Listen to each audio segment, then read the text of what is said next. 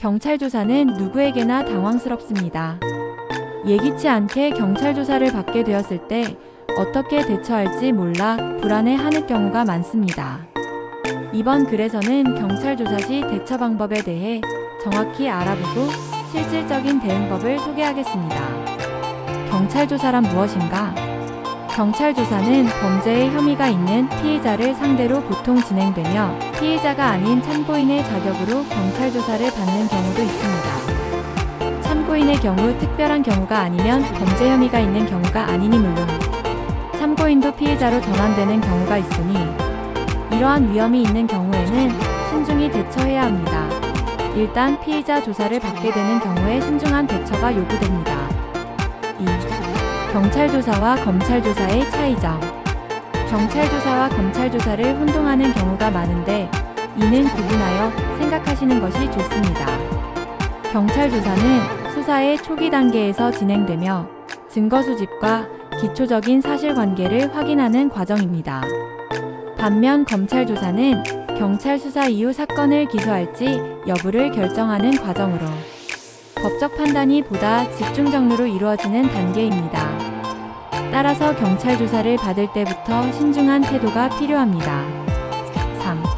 경찰 조사 시 대처 방법. 경찰 조사 시 아래의 사항을 숙지하여야 합니다.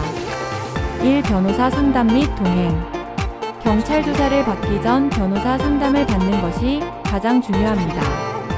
변호사와 함께 출석하면 법적 보호를 받을 수 있으며 불리한 진술을 예방할 수 있습니다. 2. 진술 거부권 행사 가능.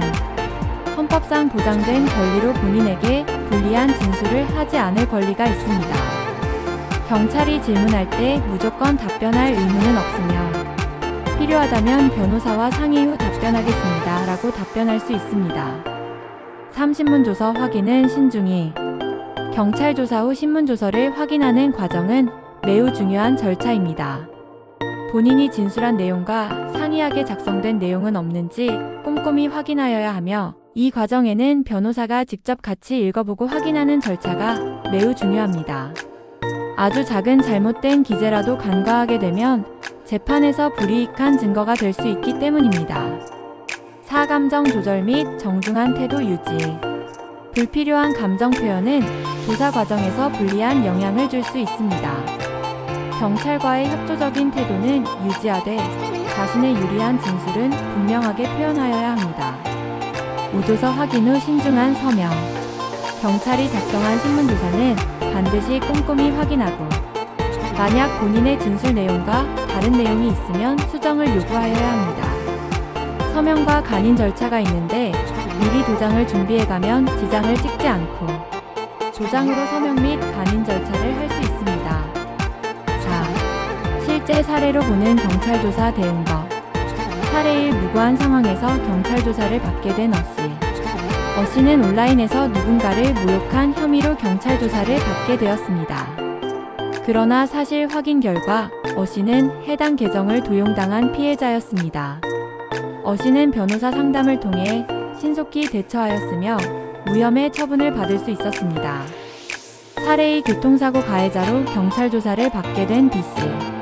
B씨는 경미한 접촉사고를 냈지만 상대방이 과장하여 신고하면서 경찰 조사를 받게 되었습니다.